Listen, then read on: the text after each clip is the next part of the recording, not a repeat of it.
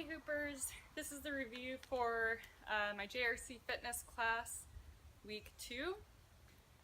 So we'll go over one more sequence that I'll do in a separate video, and I'm going to explain the different passing variations that we did. And aside from those two things, we kind of reviewed and played around with some things we've already talked about. So continuing in our play of the grid, that's what we generally do in warm-ups, just kind of randomly going through different shapes, kind of different movements within our hands, partly just to build coordination, partly to build awareness of our grid space and being kind of conscious of different things you can do within that space, and using that as a constraint to potentially build a sequence of movements. So if you want to kind of build a repetitive movement that you can go through and repeat, the grid can be a nice way to develop those moves, so you're not starting kind of out of thin air. And one thing we continue to play around with is this kind of bouncy movement. And again, that's kind of starting in the center, hand on top of the hoop, outside grip, lifting up to, if I'm in my right hand, I'm lifting up to the left. My hand then becomes at 10 o'clock, going up to 2, my hand just making this V shape. And you can always do that. I'm not going to do it in the snow. I'll try it.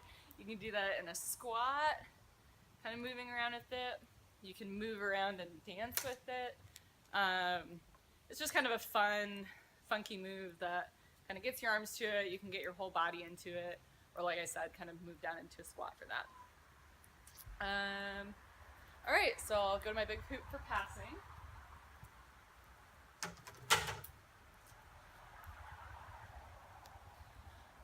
In a similar way that with waist hooping, you can kind of do a lot in terms of turning, changing directions. That thing's in my pocket.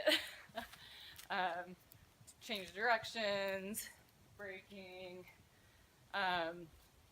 Passing around your body is kind of an off-body version of that. There's a lot of versatility in just passing the hoop around your body above, below.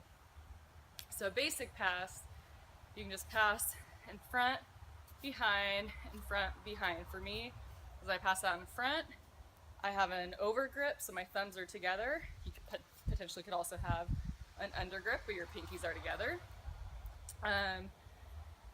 So passing with this over grip, thumb to thumb, I pass around, and my hands are pinky to pinky over the top of the hoop.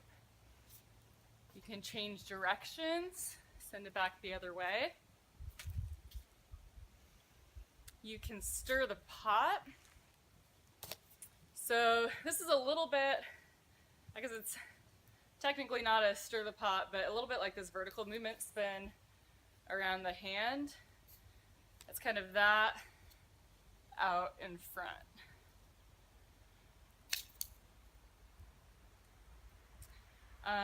So feeling comfortable vertically going both ways,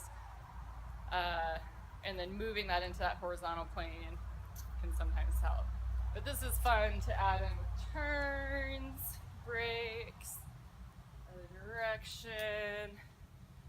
Just kind of adds another element. Another thing with passing, you can pass above and behind. So one way of doing that is coming, so as you're passing it out in front, your right hand has, I'm coming around from the right hand has this over grip. I can take an under grip with my left hand, so my pinky of my left hand is meeting the thumb of my right hand, and swing it out from front to back in the left, and then switch or re-grasp thumb to thumb on the inside grip as it comes behind me. So that back out in front, so now I'm kind of serving up, palm up, pinky leading with my right hand, This time I grab with an overhand re-grip with my left hand and can pass it behind me. So under, over, that was my left hand, under, over, under, whoop.